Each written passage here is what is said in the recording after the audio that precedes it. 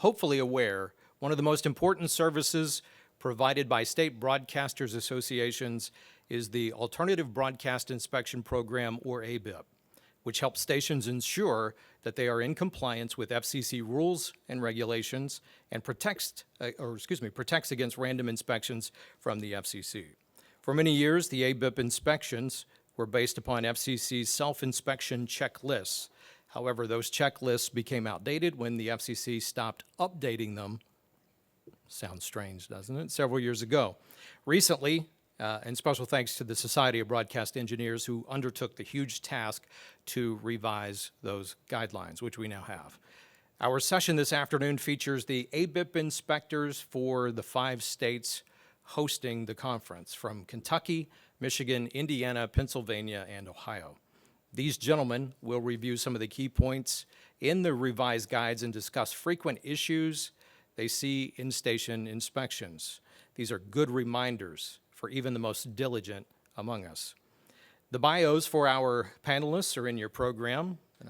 We're going to jump ahead and I'll introduce them to you. Scott Cason, immediately to my left, is Director of Engineering and Technical Services for the Kentucky Broadcasters Association. In his role, he heads up ABIP for KBA and serves as broadcast chair of the SECC for Kentucky. Scott also owns LaGrange Communications, which has provided engineering services for stations in Kentucky, Indiana, Tennessee, and Georgia for the last 20 years. In addition, he also owns an FM radio station in Vevey, Indiana. Frank Maynard is president of Maynard & Associates, which provides broadcast engineering services in the Great Lakes region. He serves as the Michigan Association of Broadcasters ABIP inspector, is also a member of the MAB's Engineering Committee and the MBMTC Program Committee. Frank's career spans more than 50 years, including 37 years with CBS-owned TV stations WWJ-TV and WBKD-TV in Detroit, as well as chief engineer positions for various radio stations in Michigan and Louisiana. He is a certified professional broadcast engineer. Frank is recipient of the MAB's Carl E. Lee Award for Broadcast Engineering Excellence. Matt Lightner is president of Lightner Electronics in Claysburg, Pennsylvania, which provides contract engineering services for broadcast stations and corporate AV clients. He has spent more than 25 years in broadcasting, building and maintaining facilities for radio stations all over the country. He has worked for some of the largest radio groups, including iHeartMedia, Cumulus Media, Intercom, and ABC Radio Networks. Matt is also the owner of Lightner Communications, a group of 9 radio stations in central Pennsylvania. He serves as the ABIP inspector for Pennsylvania and is chairman of the PA SECC. Last, certainly not least, no stranger, is Blake Thompson, the moderator for this afternoon's session. Blake is chair of the MBMTC 2024 Program Committee and has been involved with this conference since its inception in 2003. After a long career at the University of Akron, Blake now works as chief engineer for PBS Western Reserve in Kent, provides contract engineering services for several stations here in Ohio, and also serves as the ABIP inspector for the OAB, MAB, W, VBA, ABC, NBC, CBS. I don't know, there's a whole lot of letters. Gentlemen, we appreciate you being here today and participating in this panel. And with that, Blake, I will turn it over to you, sir. Gotta remember Patrick, too. So we don't want to forget Patrick here at the end. He was introduced this morning. He's back. So we're going to take advantage of that. All right, I want to thank everybody. I think this has been a great conference so far. I've enjoyed the sessions I've been to. I hope you all have. The whole goal of the entire conference has always been education, trying to help us all learn a little bit more. And I always find when I'm teaching stuff, I'm also learning stuff. So this is every year I learn something here, but also along with these guys, every time I go do an inspection, I learn something. When I come to your station, I'm also learning from you. So I appreciate you all who sign up because you're also helping me become a better engineer. So thank you for that. Okay, so we'll go on to our first slide here. A little bit of history of the ABIP inspection process. It was established in the late 80s, 1989-ish. The commission started running out of inspectors to do the stations. There's just too many stations in the country. So the commission decided, we need somebody else to help us with this. It was too much of a burden to them because they don't have enough inspectors to go check on all the stations. So they got together with the state regulatory agencies and started working on how do we inspect stations without the FCC doing it. They came up with this alternative broadcast inspection.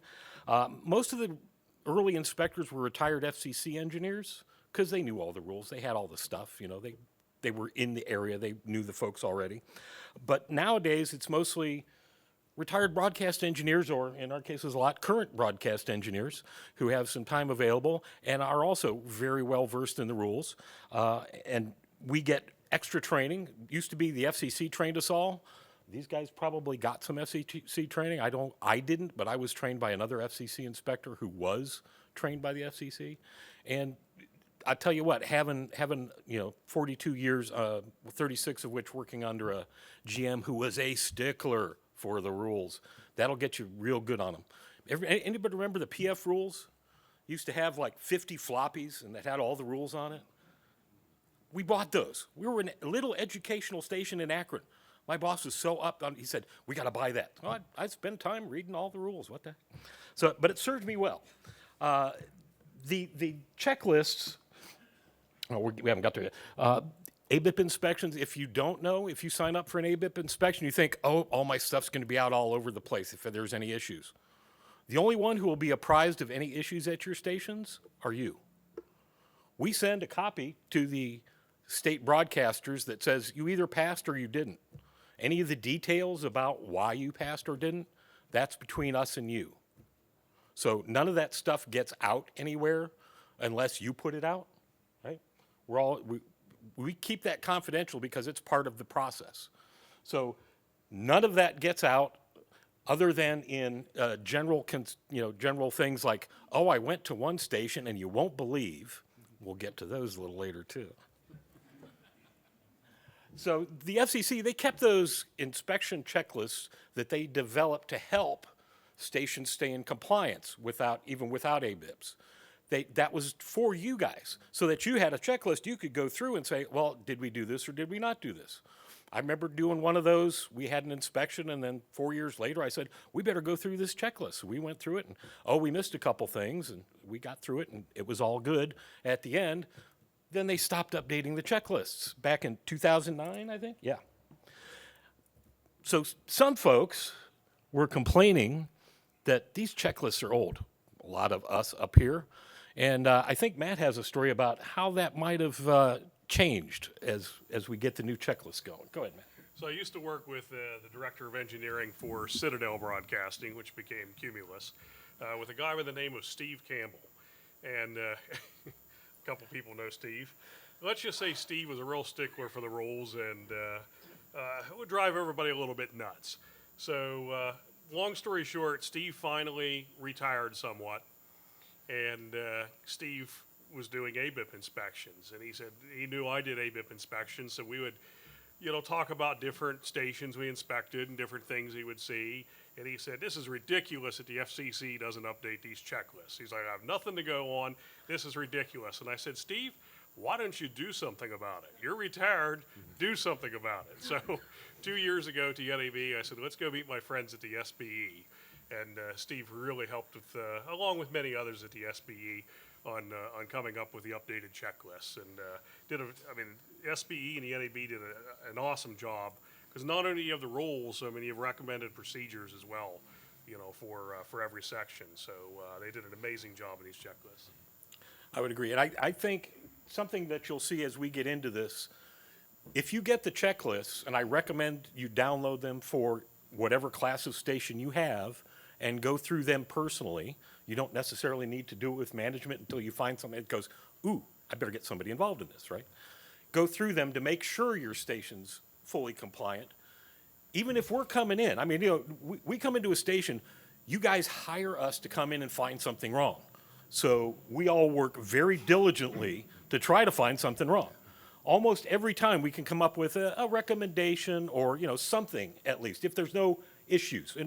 Most of the time, if you've been inspected before, we expect to not find any issues, except maybe something minor. But if you've been in this process, we figure you're going to be pretty good. So we're going to look real hard to try to find something we can tell you, I got a little recommendation. Maybe you should cut the brush on your transmitter side a little, or the tower paint's looking a little faded. You better schedule that before I inspect again. Stuff like that. But it's also, most of the time, it's really minor stuff. But we want to have something. I'll tell a little story on one of my buddies here. I finally got, after 3 years inspecting, I finally went to one station that I couldn't find anything. I had no recommendations. I had no issues. Marvin Height was the first one. He was running the station. I'm like, dude, you're old school. You have everything, every T crossed, every I dotted, nothing out of place. So that was my first. I've had 2 more since then, and it was always stations I'd been to before. So the ABIP process will help you, but it won't fix everything. The other thing, important key with ABIPs, your public files are just that. They're public. We can look them over, and we do. We always, fine-tooth comb, we look over your public files to see if there are any issues with them. Have you uploaded stuff late? Ooh, huge fines coming for that. Have you been not including durations in your issues and programs files, something I've seen more times than I'd care to admit. How long is the program? I don't know, it runs for like 40 minutes or so. And then sometimes it's 25. No, you gotta have that duration. Any of that stuff, that all counts towards whether or not you're gonna pass. So take the ABIPs as a learning tool for yourselves. Take these checklists that we're gonna go over as a learning tool for yourselves and use them to work with management. The big part of those recommended practices is that's not what's required. The requirements are there, but the recommended practices give you what you should be doing. And that, to me, is the key for the entire checklist bit. You can take those RPs to management and go, the NAB and SBE says we should be doing it this way, but we're not. So we should be upping our game at this. So take those, that's the part from my perspective that you should really look over with a hard edge. Take a really good look at those recommended practices. Okay, next slide. So they were revised, produced in partnership with the SBE and NAB, and I think Patrick might have a little bit of information on how those came up. Well, I'm really here. I'm the lawyer to inject the fun into the situation. No, I don't want to steal away from the folks who have the pure, technical knowledge here to guide y'all. And Matt already gave a great story about how the guides came to be. I'm honored to serve as part of the regulatory council team for SBE, and so was involved in some of the earlier iterations of the checklist. But as everybody said here already, it really is an important thing for stations to be able to go in, examine your compliance on your own terms, and sort of engage in the ongoing regulatory compliance needs that you have. So that was the goal behind the checklist in revitalizing them and making sure, as Blake said, part of the recommended practices are also sometimes the rules aren't entirely clear. Sometimes it could cut one way or it could cut the other way. So those are designed to try and give sort of best practices recommendations of sort of, you could go either way, but really we think this is probably the way that might make the most sense and prevent you from most exposure. Okay. So with the new guides, we now have a new tool when we go to inspect your station. All of us have checklists that we go over when we do this. So we had to update all our checklists too. They're quite detailed, all the guides. We're not going to get into one today. We may if we have enough time later. But AM, FM, and TV are now all released. So the AM was just last week, I believe. So it's out now, and as we mentioned earlier today during the chief operator thing, if you are the chief operator of an AM directional or a TV station, you must be an employee of the station. You can pass that off. The alternate chief operator is not required to be an operator of the station, but make sure you have more than one person listed. Because again, that person's not there. Somebody, if the FCC were to show up because somebody complained, if you're an ABIP, or you had an issue and you weren't an ABIP, if the FCC shows up, they need to know who to talk to about issues at the station. That's what the chief operator form is for. That's also important if you're a hubbed TV station. Who was talking about hub TVs? Yeah, we talked about Yes, Frank. responsibility for maintaining the chief operator records, the station log. If you're hubbed and your master control is in Atlanta or Cincinnati or somewhere other than where you are, you still have to have a local station log where you record all of the EAS activity, the tower lights. Even if they're checking them in Atlanta, you have to have a record of that locally. So you need to make sure that somebody is keeping track of those things at your site and signing that weekly. That's another thing too, is why you should have an alternate chief operator, is if the chief operator goes on vacation for 2 or 3 weeks, or if they're assigned to several stations and they're spending a month rebuilding a station in Peoria, somebody's got to sign that log every week. And so you should have somebody at the station that can do that. Okay. So we do use these guides. We always use the old guides, but we would, you know, if you were getting stuff from us, we would tell you, give you a little highlight of what we're going to do when we get there, and frequently we would send you a copy of the guides. Well, after a while, I think we all just stopped sending copies of the guides because they were so outdated. We'd send it and go, well, here's the guide. Half of it doesn't apply anymore, but, you know, you'll figure it out. Ignore the part about the main studio. Yeah, for example. Yeah, and the part about keeping a copy of paper copies of your public file. I have still seen stations that have full paper copies of their public files when I walk in. They go, we don't need these anymore? No. Except, Political. For when the online public file goes down, I won't say if, when the online public file goes down, or otherwise inaccessible, you have to have records of all your political ad sales locally, so that anybody wandering in off the street, usually the opposing candidate, can see who's purchased what. I'm waiting for the day when it all just disappears one day. All the online public phone. And it has to be posted immediately. That's Yeah. what the rule says, immediately. that's the other key, and we have a slide that includes some of that. That's one of the things, we all are in agreement of, you give the FCC what they require. Don't give them more than what they require. If you've got issues and programs files that are from before your last license renewal that are still up online, you can pull those. You should pull those. If you have any issues in those, you are still liable for those if they're online. If they're not online, you're not liable for them anymore because the FCC doesn't know about them. I've had stations that had issues in their issues and programs files, for example, but they were before the last license renewal. Guys, that should not be on your website, right? That's incriminating you. You got to get rid of that stuff. And politicals, because they're so detailed and there's so much inspection of the political files by the opponents, by the other side, by whatever, that those are the ones that they're required to be kept for 2 years. Don't give more than 2 years, ever. If you want to do 24 months, that's okay. Recommendation is usually keep 2 full years, so you'll have all of 22 and 23, and at the end of this year, you get rid of 22.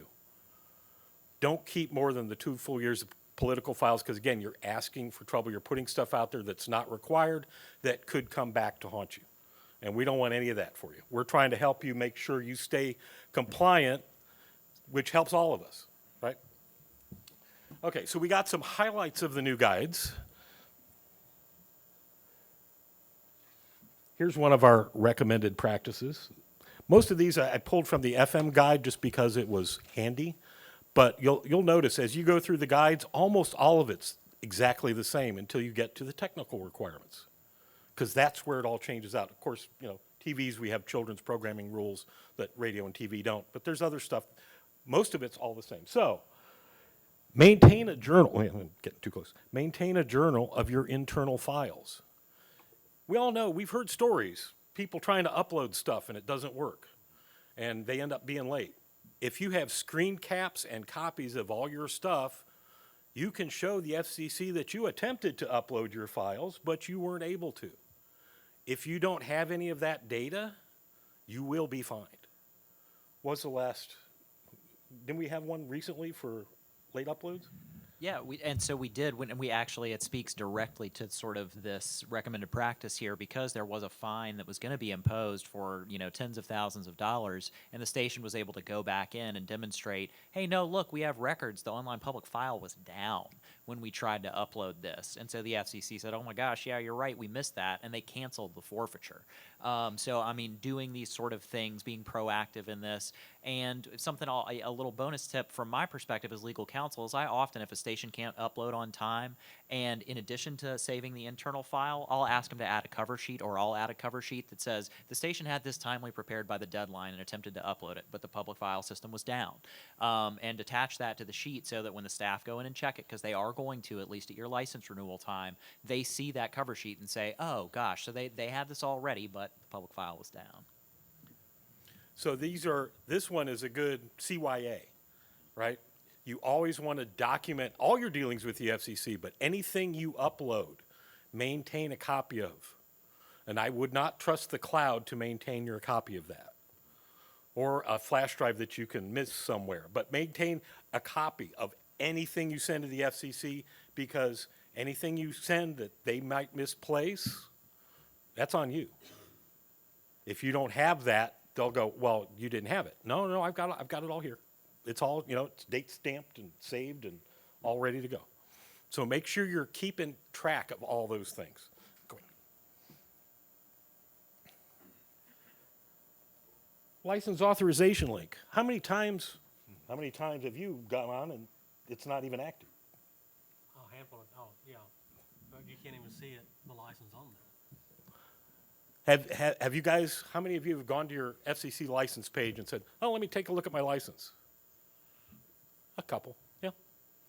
I'd say about half the time I go to pull a copy of an authorization, it either stalls or it's not there or it's the wrong thing. One time I pulled one down and it was the license for their auxiliary antenna. It wasn't the main license. So make sure that your primary license is linked there. Keep trying until you get it, and if it's not there, upload a copy yourself, because you should have it somewhere. Yeah. Especially if you've got a really old license, like if it goes back to the 70s, and you're an AM station and nothing's ever changed, and all you've done is renew it every time, it won't be up there, because the FCC's records only date back to about 1980. So you might have to scan and upload it yourself. And saying, oh, the FCC says they'll do that for me. The FCC doesn't care if it's their fault. They're still going to fine you if it's not there. So extra, or what is it? Additional information? No, on the main page. Yeah, I think it's Additional information. files. I Or can't additional remember. files, yeah, that's it. Yeah. So on your main page, where your license link is, there's another tab that says additional files. If your license is not correct, or it doesn't display right, or whatever, that's where you put that copy. It'd also be a good idea to upload your auxiliary services licenses, like your STL or remote pickup, so that they'll be up there as well. Again, it's a CYA. The other one I was surprised at. The FCC maintains a copy of the public and broadcasting. We all used to have to print that out and keep it at the station. So that's uploaded automatically, and that part is almost always there, right? But the recommendation is everybody at the station should read that. I agree with that wholeheartedly. If you haven't read the public and broadcasting, especially your new recruits, may not even be aware what the requirements of a radio or TV station are with respect to the public. That's who we serve. We don't serve the shareholders. We don't serve the GM. Every radio and TV station serves the public. That's why you're licensed. So if you're not doing a public service, not doing your issues in programs, even if it's 10 minutes a week, the FCC is not going to like that. So I think that is a really important one for everybody, to get everybody on their staff to read that little book. It's not even, like 3 pages or something, 4 pages? It's not that big. But it really goes into detail what the requirements are for just a station in general. Not specific requirements, but the general public service part of it. So I think it might open some eyes at some of the stations to realize, oh, really, that's us? So that's why we included that one. There's another one here, I don't think I got it up there, related to licenses. The recommended practice, we all know, we walk into a station, it's like, don't have to see your license anymore, but if you have it, that'd be great. They're not required. No licenses, they're not required. You don't have to post them. It's up to T-Mobile to have it available on my phone so I can go see it, or the FCC website. Well, those are down, or T-Mobile case, not even available. So I always tell folks, you should have a copy of your license at your control point and at your transmitter site. For me personally, I'm less interested in the control point because the control point isn't on air. If you've got a transmitter that's actually on, in my book, you should have a license for that transmitter either attached to it or on the wall next to it. Otherwise, what's it doing on? It shouldn't be on if it's not licensed, right? So I always recommend, because this is old school, a lot of you guys have been doing this forever. We always had the licenses posted or the postcard or whatever with the copy of the license at the transmitter site and the control point. The recommended practice is to keep doing that. Just because it's not required doesn't mean you should stop it.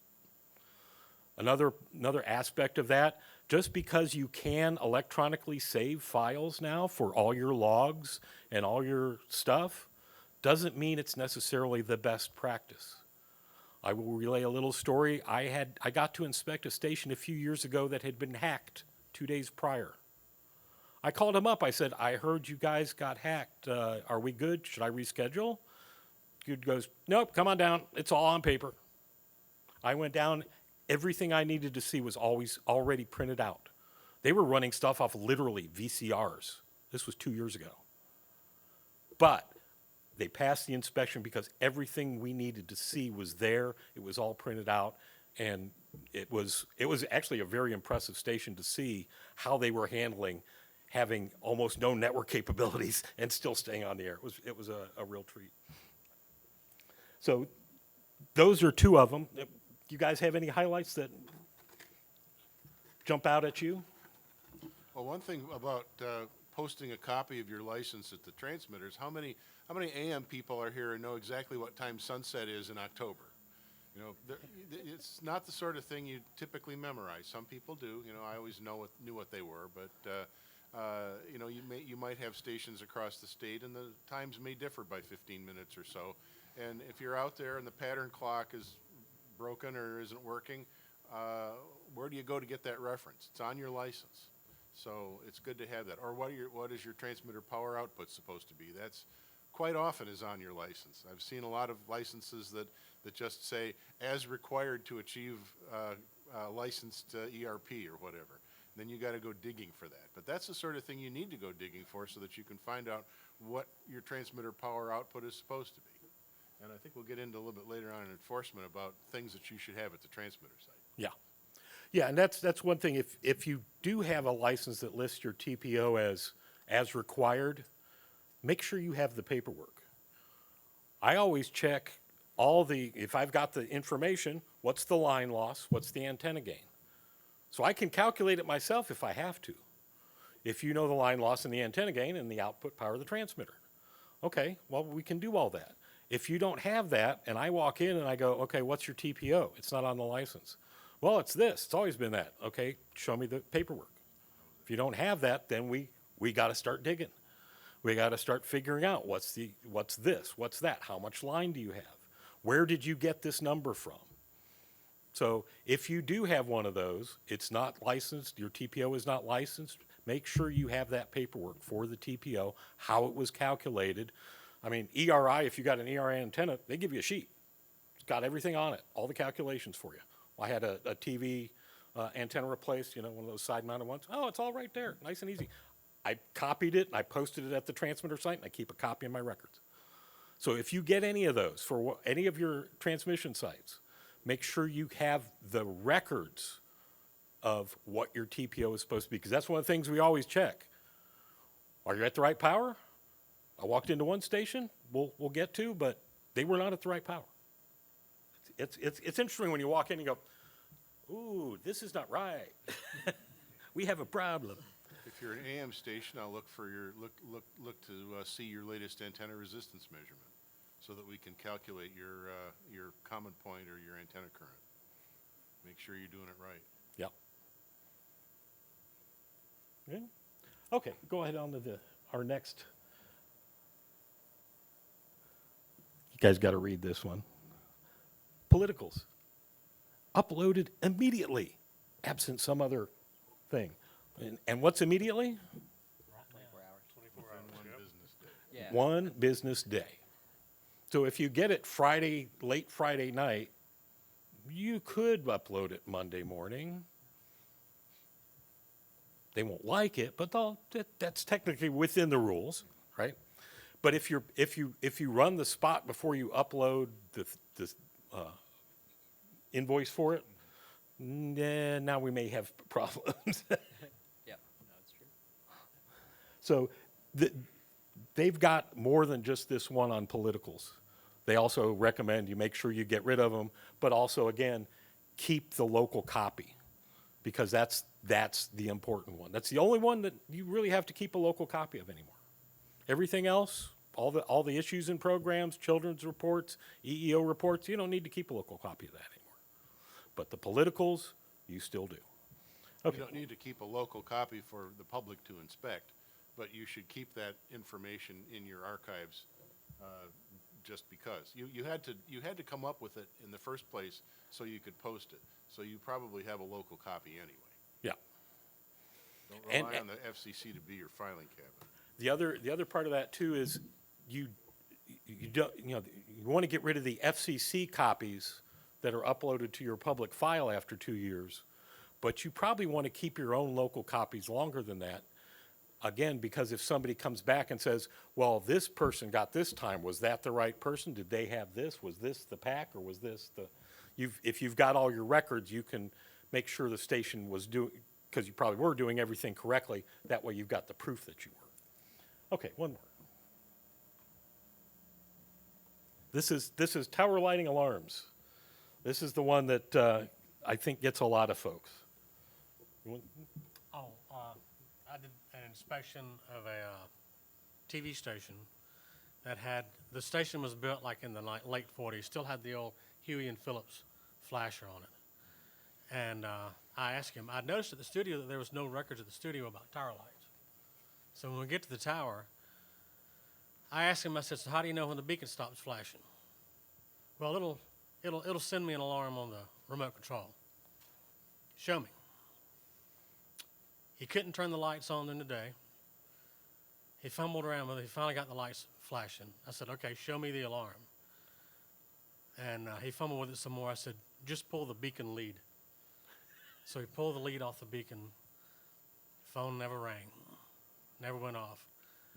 He had been assuming that it was hooked up to his remote control, but it wasn't.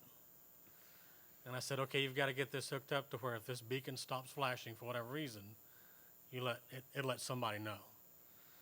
And I got an interesting email from the owner a few days later, wanting to know why I was making them spend all this money on a new tower light monitor.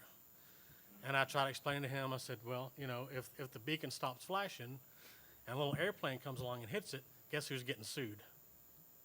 So they finally, they hem and hawed around about it, but they finally, I guess, gave them about a month before they finally were able to get some type of tower light monitoring on the system. I think he wound up having to buy a whole new system before it's all over with. But yeah, he had the old Huey and Phillips system with a little rocker arm, with the Mercury switch, and I kind of felt the blood run out of my head when I saw that there was no alarm on his beacon, and it'd been there for years, and he hadn't had a problem with it yet. So that's the other part of this is if you have an alarm on your beacon, you got to test that every quarter. You got to come up with some test to make sure that that system will alert you if those lights go out. And it's, again, this is straight public safety. This has nothing to do with your broadcast. This is so that plane that does hit your tower, if it's lit, it's the pilot's fault. If it's not lit, it's all yours. So you got to make sure that you're covering your requirements with tower lighting if you're a tower owner. If you are not a tower owner, you still have requirements for the tower lighting that you are on. Anything that is noticed by you, you are required to let the tower owner know.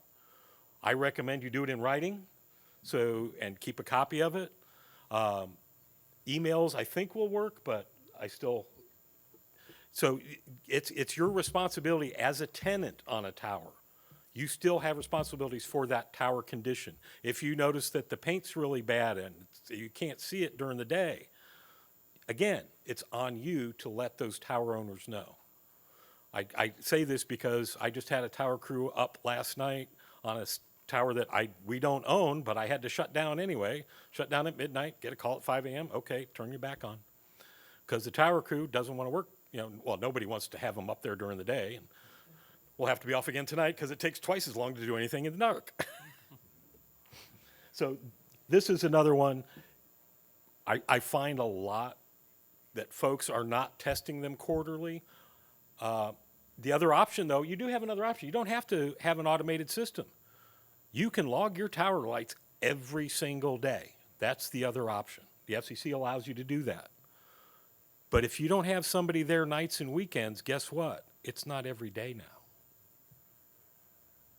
So alarm systems for your tower lights, I think, are unnecessary for everybody who owns a tower. If you don't own the tower, you're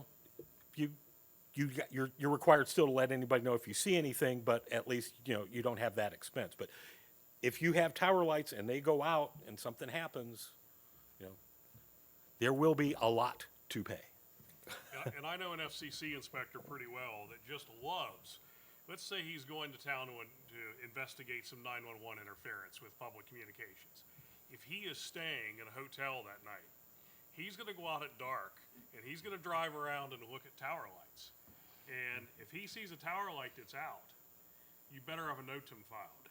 Because of the NOTAMs, he'll call the FAA, find out if a NOTAM's filed. If it's not, you have a lot of explaining to do. And he does this on a routine basis. I mean, I know firsthand, so it's very important to have alarms to properly tell you if your tower lights are out. Yeah, it's not on, they show up sometimes not even unannounced, just randomly. They happen to be in the area. Oh, hey, I just noticed. I think most of us look at towers anyway when we drive by them, especially at night. We're just, engineers are curious about that. And, we'll What's up on that one? We'll Yeah. notice one, sure. Yeah. Ooh, I see 6 bays and a side mount and a couple Yagis. That's an FM, that's probably a Class A. Yeah. Halfway blank space. Okay, one more. This is the one I thought was kind of, we got 2 more, I think. Traffic nuisance and signage. Again, this is for tower owners. If you own a tower, that is considered an attractive nuisance. People just love to climb those things, not even just base jumpers, but just weird folks. So you still have to have RFR warning signage, no trespassing signs, authorized climbers with PPE training only signs, all that signage around the outside of your facility, in addition to your ASR number, which must be visible from an unlocked location. I have a couple stations that have the ASR number in more than one spot. One of them's right at the base of the tower on the outside fence, another one's by the street, so that if you drive up, you can see what the ASR is. The FCC does not want to get out of their car to see your ASR number. So make sure it's visible. Make sure you have the signage, because it is still required. Even if you're not necessarily a high power situation, inside that building, it's a high RF environment, even if the transmitter is well grounded. So you still need that signage.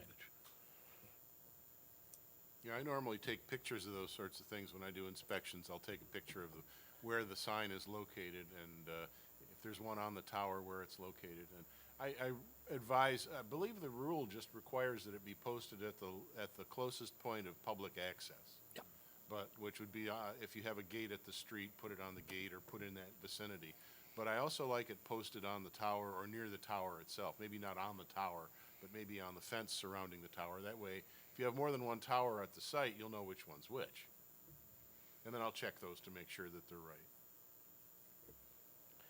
Okay, one more. recommended practice, and this is the one, I started doing this a couple years ago, and then I read this, I'm like, oh, well, heck, I was ahead of the game for a change. What the heck?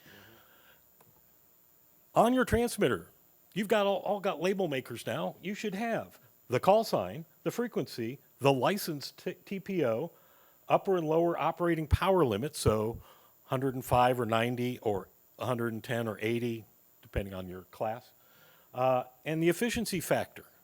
Now, on our Nautels, the efficiency, it's right there on the front panel if you bring up the meter, but if you don't have that meter automatically displayed, that should be included. You should, on mine, I have, these are the normal operating parameters, forward and reflected power. I don't have my upper and lower limits because I'm the only one that's going to be there for the most part, but I also have what the voltage and current are. And it's a Nautel, so it's like 47.5 volts and 300 amps or whatever it is, you know, it's low voltage, high current. So all of that stuff, this, again, this is a recommended, this is not required. But this is good for anybody, if you have somebody who might go to the site for you to do something, that'll help them out a lot. They'll know at least what they're looking at. What am I looking at? Oh, it's supposed to be at 15 kilowatts. Oh, okay, well, good, that's right where it's at. So that's another recommended practice. As I said, I started doing that at some of my stations a little while ago. Over the course of the last month, I made sure every transmitter I have has that on it. So that's another one. I think that's the last one, is it? We're going up to. There are two ways to Yeah. calculate your power. One is the direct method and one is the indirect method. You wouldn't normally think this, but the Commission's default method of calculating your power is the indirect method. And almost every FM station uses that. If you want to calculate by the direct method, well, AM stations are required to, not always required to, but normally use the direct method because they've made an accurate measurement of their antenna resistance and they can measure the current and get it from that. But for an FM station, the indirect method is the default method. Now, a lot of stations have a meter that indicates power either in watts or percent of whatever your authorized is. But that meter has to be calibrated against something. And so the Commission says you should calibrate that. If you're using a direct method, there's two ways to do it. One is using the indirect method to calibrate the direct method. And the other one is if you know somebody with a $25,000 calorimeter and can go off the air into a dummy load at night and measure directly your power, then you can calibrate it that way. So most stations should just use the indirect method. And that's where that efficiency factor comes in. And that's why you should have it on your transmitter so that you can do a quick check. And back in the olden days when we had tubes, we even had a nomograph that indicated the upper, lower, and the voltage and current. And you know, you look up the voltage here and the current here and see if it's within the polygon. But the indirect method is it's not the gold standard, but it's the easiest and best. Yeah, it's still preferred even for, again, the new Nautels that show you the power right on the front panel. Yeah, but it's also got voltage, current, and efficiency in there. Those should all agree. Now, I know the Nautels, they do. I haven't seen one yet that didn't agree. I've checked them. But you still, that's another one. It's like, if you don't have that displayed on the front panel of your Nautel, we'll say, yeah, maybe you should. Because that's what they're going to look for. They're going to look for that. And all the old rigs, that's all we had: voltage, current, and efficiency. You know, your power meter was like Frank said, mostly always just a percentage. And I still get that. You know, we walk in and we'll look at the transmitter. It's like, oh, it's right at 100%. Yeah, what's 100%? Well, it's not there. It doesn't say that. Okay, so voltage, current, and efficiency. What's the efficiency? So I had one station. We couldn't find the efficiency. We couldn't find the transmitter specs. And the bird that they had was frozen. We lowered the power. The bird stayed the same. It's like, okay, we have a problem here. It all got worked out. Everything was, you know, we got it all worked out. They got the bird repaired. And, you know, they did end up passing, but that's another instance where you've got to have that data. Yeah, Okay. The rule doesn't require that it be posted. It says it has to be available. Yeah. But posting it is a way of making it available and convenient. Yeah, it's a one lot of my easier. clients actually had a FCC complaint against them for running over power. And they had a tube rig. The FCC came in, and he said, "You're 100%, but what's 100%? We don't know what 100% is." He's like, "You can make that meter read anything you want." So he's like, "I want to know the efficiency factor. I want it posted on the transmitter. Not required in the rules, but he wanted it." And then he wanted a letter from the manufacturer of that transmitter that said, this is the efficiency factor for this particular power output of what it is. And we had to send that to them to prove, that his calculations are correct for power. Yep. So, It should Yeah, be on most the of the time- checkout sheet you get from the manufacturer when you buy the transmitter. Yeah, I was gonna say, you get that, you should have that sheet, and if you, that's the problem, is they had lost that sheet. Yeah. Yep. We found it buried in the manual somewhere once. Okay, so here, this is our bit of what to expect when you're inspected. So, first bit, we'll review your public file. Who wants to take that? Yeah, it's a little bit of everything. We go through the public file. Sometimes, like I said, sometimes it takes a couple of days for the commission to get around to showing us the records that are in there, because there's just so many things. But here's a list of what we look for. Copy of the current authorization has to be in there, and the applications that you have pending. So if you've got an application for a change in your facility, copy of that has to be up there. Usually the commission will post it, but not always, so check for that. If you have, your contour map should be in there, and there's a tab for that. Is it accurate? Is it reasonably close to what your actual coverage is? Because it's basically a guess that the commission's come up with based on your height and power and everything. So make sure it accurately reflects. And of course, it's kind of a gray area. It's like, yeah, if you're 50 miles away with a big antenna, you can get it, but that's not your coverage area. So, and it doesn't really define what I that think is. we're gonna, just looked at my time. We're getting late on time. Are we getting late? Yeah. Okay. We're talking, we're having a good time. Yeah. Okay, anyways, so. all the tabs. We look at all the tabs, make sure that they're all there. Yeah, everything you see here, basically, we're checking all that. We're checking the dates that you upload them. The website, you've got your EEO file, to your latest EEO file must be there. Link to your public file must be there. An application page is now required by the FCC. It's not very obvious. They don't make a big stink about it, but it is still required. It came out just after Ohio had its last round of renewals, so a lot of folks that I inspect didn't have that, but most of the stations now do. It's still a requirement that you have a page on your website that says if you have any applications pending. If you don't, you have a page that says no applications pending and the date. That's it. A lot of people want to link it to their applications page in the public file. That's not what it's for. So that's one that's not advertised a lot, but we'll still look for all of the things. Go ahead to the next one. At the studios. We're going to come in and visit your studios. Be very afraid. So we look for all the things we've been talking about. Your chief operator designation. We'll look at your station logs, last 2 years. We usually go back and look a couple years ago to make sure that you didn't just recently start logging things. We'll check for dates. For example, I like to remember the dates that FEMA forgot to send a test. So when I go in, I can look and find that month in your log and go, oh, you didn't log that correctly. FEMA missed this test. You should have logged that, right? That's the other part of your logs. If you have a missed test and all you're doing is copying off the SAGE thing and signing it, make sure you sign it weekly. That doesn't say anything about any missed tests. That's why we always recommend an extra actual paper log. So EAS hardware and software, transmitter remote control, and calibrations, as we were talking. Calibrations are important. If you have any kind of remote control system, make a calibration of it, check it periodically. Newer transmitters, you're getting it via SNMP. It's probably going to be right on the money, but you got to double check it. And anytime you change a calibration, you log it. If anything's out of calibration, you log it. Anytime you go down for a while, you log it. That's part of what your log is for. On calibrations, you log the before and after. Yes.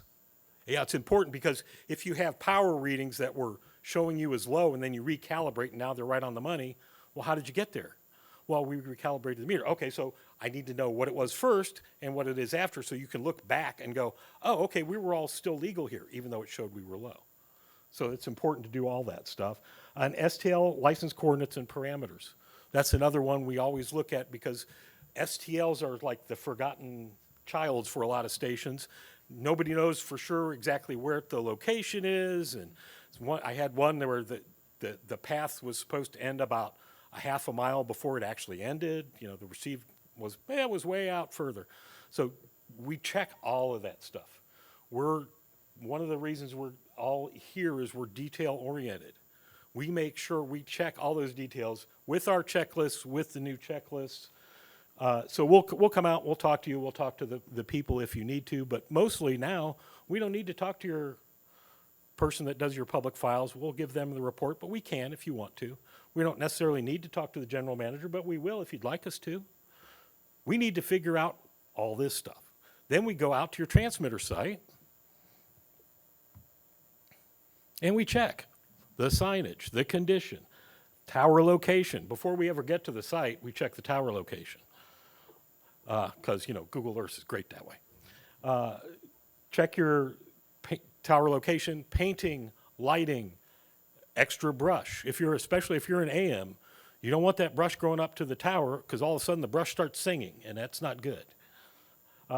Your TPOs, how many antenna bays do you have? Do they seem to be the right number? Everything else that we can do, monitor points, if you're an AM directional, monitor points, We could probably do a whole thing on just monitor points alone. Unless your method of moments. Right. And you don't have to do that anymore. But monitor points, the descriptions are usually way off, or half of them are off, or, for example, one of mine, the actual monitor point is now in the center of a freeway. You could take it, but it's a little dodgy. Well, 30 years ago, the directions to the monitor point was fine. Yeah. Yeah, when the Now- license was made. Yeah, now, I went to check a station, and one of the monitor points is the middle of an Amazon warehouse. Yep. I don't think that's gonna pass. Well, that's a change to your terms of authorization. That's in your terms of authorization. And if that changes, you have to amend the terms of Yep. authorization. And it requires at least a partial proof if you're going to change a monitor point. I had one at a playground. So there I am with a meter out in the playground. Guess who the cops got called on? So there I am explaining what this old analog meter is. It's a radiation checker, sir. Step back. Well, I've got a story about that, but we don't have time. Yeah. Okay. Next one. Okay, our common ABIP violations. So these are the ones we see the most. Current handbook not printed. The current one says 2023 on it. We haven't gotten an updated one yet, so if yours doesn't say 2023, if it still has no year on it, print yourself a new one and fill it out. It's got stuff in it. It's not just supposed to be printed. It's got stuff in it that tells your operators what they're supposed to do. And if you have a hub, the hub needs to have a copy of that too. But you better have a local copy, because even if you're hubbed, you still have control over that station, at your site. You're still the authorized people to control it, right? Logs not signed weekly. I've seen that more than I'd like to admit. Sometimes it's just oversight. Other times it's just they don't care enough. Sometimes it's the logs are monthly, and so they just check a monthly. Transmitters over and under power. I know we've all walked in and transmitters real low, or you walk in and go, how long you been at 120% power? Oh, I don't know. The remote control's been busted a couple months. Okay, we have some problems. And then the OPIF contact info, not on the website. That's one we all see a lot. You are required by the FCC to have a specific person for contacting any member of the public that needs help with the public files. That's not necessarily, it's not your captioning contact, your general contact, your news contact. Those can all be whoever, but the FCC wants a specific contact. It can be the same person. We don't care who it is. But you have to have somebody listed as a person, anybody, and it's specifically designed for anybody with disabilities who has problems accessing your public files, who they can contact. So that's another one. I know iHeart does theirs. Next to their little thing, they've got a little, I think it's just a little icon, and if you hover over the icon, it pops up with the contact info. Well, technically that meets the specs, but as a person who has worked with blind people in the past, I thought that was really, Yeah, screen readers have trouble with that. yeah, it's not really meeting the thought, Spirit of the law. the spirit of the rule. So try to make it not too obvious, but it doesn't have to be a link so that, everybody starts sending all their email to them, right? But you need that contact information. Last one, this is the cover, this is the one you need. Make sure you have a copy of that filled out. One more, This is a couple examples of logs that we like to recommend. The first one was from Terry Bond back in the day, I believe. But this is a monthly and a weekly log. The biggest difference for me between the monthly and the weekly has a spot for tower lights. If you're one of those stations that checks your tower lights manually every day, that weekly one's got a spot available for it. We'll make copies of these too available. We'll put them up. We have copies. Yeah, we'll get these up on the website too, so you can get to those. But the monthly one, it has a spot for you to sign every week. So if you get that one, make sure you're signing it every week. One of my stations, I talked to my chief operator. I'm like, so where's the log from last month? He goes, oh, here it is. He signed them all the day before. Like, dude, it's weekly. So we went back to a weekly log. That took care of that problem. We don't have that problem anymore. So these are some examples we like. We've got one more. Yeah, we got some fines. This is why you ABIP. The fines that you could receive nowadays are way more than any inspection costs. We're relatively inexpensive insurance for these kinds of failures. These are actual recent fines that I found on the BDR. And these aren't, too many late issues and programs files uploads. $5,600, and it was just late uploads. It wasn't even that they were bad, they were just late. It's got to be the 10th, not the 11th. Yep. So, and again, if the site's bad, document it all, put the header copy on it, upload it as soon as possible. So we got one more with the fines. These are the standard base FCC fines for public file violation rules, 10K, 4K, 4K, 4K. The FCC isn't fooling around. They will fine you for whatever they can. It seems like some of it seems like a money grab, but I mean, it's the FCC. They're not making money off of fines. This is an enforcement action because it's the only thing station owners really understand. Hit them in the pocketbook, they'll take notice. Okay, I think we have one more, or is that it? Oh, technical. Yeah, if you have technical issues, you'll notice they're all 10K and up. The base is 10K for a technical issue forfeiture. Okay. Any questions before we finalize this? Go ahead. If we are recording our logs, or automatically just downloading and printing, and not printing them, electronically filing, is that something that we have to report to the FCC that we're doing it that way? No. Just the key if you're electronically filing is signing them. You've got to sign them still every week. The FCC wants to see somebody's got eyes on it. Somebody's checking it. Yep. Yeah, you can type your name in there as long as you can get at it easily. And if the commission should stop in or if they need it for enforcement, as long as you can prove that you signed it and dated it. It's got to be dated each week. Yep. Other questions? Down here. Visual tower light inspection using cameras is not defined, as far as I know. Yeah, that's one of those gray areas. My concern with that would be, what if the camera equipment goes out faulty, or it's hacked or something, and it's just a straight. I think the intent of the rule, if I'm being completely honest, is actual visual inspection. I have a station in the West where the engineer rides his bike into the station every morning and checks it at 5 a.m. every morning when he rides in to make sure the beacons are flashing. I think that's the intent of the rule. Yep. Matt? The efficiency number to post on the transmitter, do you want the instantaneous efficiency that the transmitter manufacturers give you as their user interface, or do you want the one in manual that's been printed and said that this transmitter should make this efficiency at this frequency? We always defer to the transmitter manufacturer's data as opposed to what's in the transmitter. I was gonna say, because they could be different numbers. Right. So which one do they want? The one that's accurate.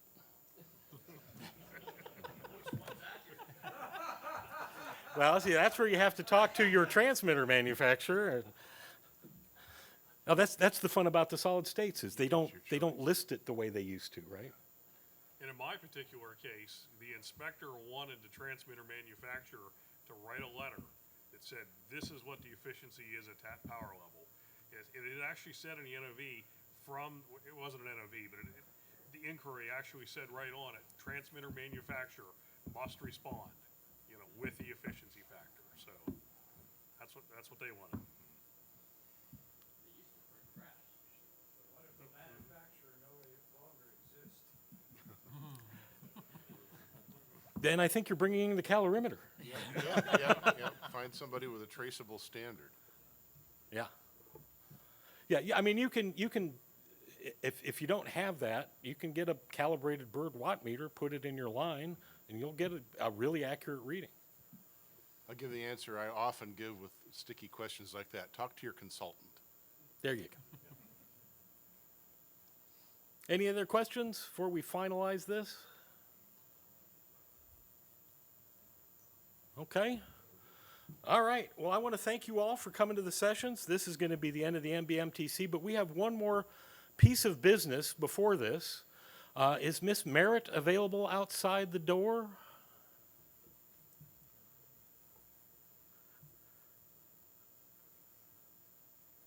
We've got a surprise.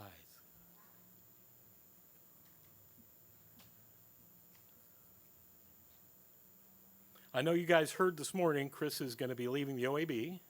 Not retiring, but, leaving the OAB. We're all kind of sad to hear that, but looking forward to whatever direction it takes because we feel she's done a real good job laying the groundwork and setting up this conference and the OAB for success in the future.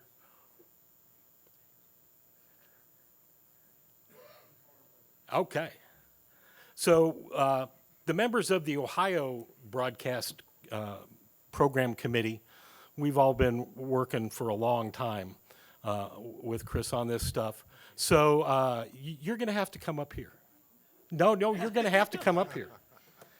So to thank Chris for her 21 years helping broadcaster and especially broadcast engineers, she called me in 2003, said, I'd like to put a engineering conference together in Columbus. I'm like, I'm in 100%. I was so tired of going to Pittsburgh. Even though I love you guys, I was tired of going to Pittsburgh, and I was so ready to have the conference closer and sponsored by the OAB. It's been a godsend for me. I really appreciate all the kind things you guys have said about me and to me over the years. I'm just consider myself lucky to have been the SB Chapter 70 chairman when you called. But for that,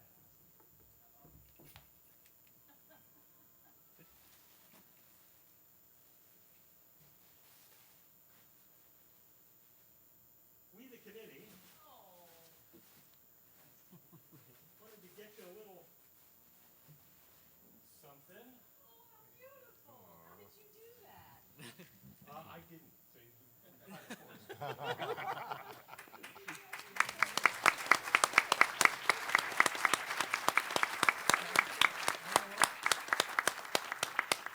Market, my favorite. one of your favorites, and Cameron Mitchell's Restaurants. And it's enough for a whole dinner at Cameron Mitchell's Restaurant.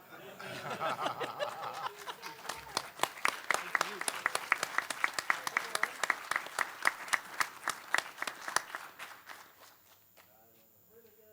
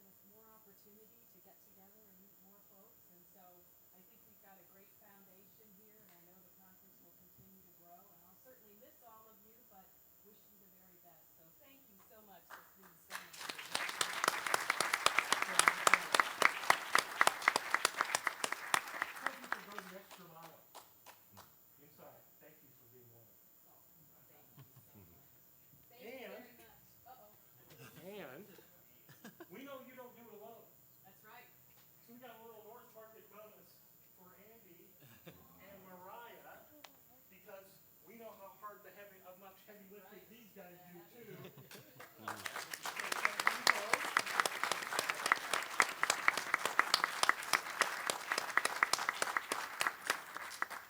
All right. Enough of that stuff out of the way. We're going to finish up now. Now that we got Christopher flowers, I hope they won't fall over in your car. They gave me that extra box and said it should work. I'm okay. I'm trusting that. Okay, so that concludes it. All the sessions will be recorded. Casey Claxton of Claxton Communications has been doing a great job recording all these. They'll be up on the website. We'll also upload the 2 copies of the blogs that we recommend you use. And then there's the QR code on your attendee packet. We really want you to use that to access the where am I? The valuations. I was trying to think, the evaluations, because we want the feedback. Every time we get more feedback from our attendees, it helps us get better the next time, make sure we're giving you the product that you need. You know, there's a bunch of us, as you heard, the broadcast engineers that are on the committee are varied, and there's a lot of us on the committee, so we usually do a pretty good job, but we need that feedback to make sure we're going where you need us to go. Okay, and it'll also help us, because sometimes there are sessions that are like, I didn't really get much out of that. Well, that's something we need to know, so we can either work with that presenter or maybe not use that presenter. So if you want a door prize, stop by the registration desk and pick that up, because we don't want to leave them here. So make sure you pick those up. If you still need a parking pass, those are still available to get out of here. The one from yesterday won't work, so make sure you pick one of those up. And that is it. Thank you all. We'll see you next year. Have a great day.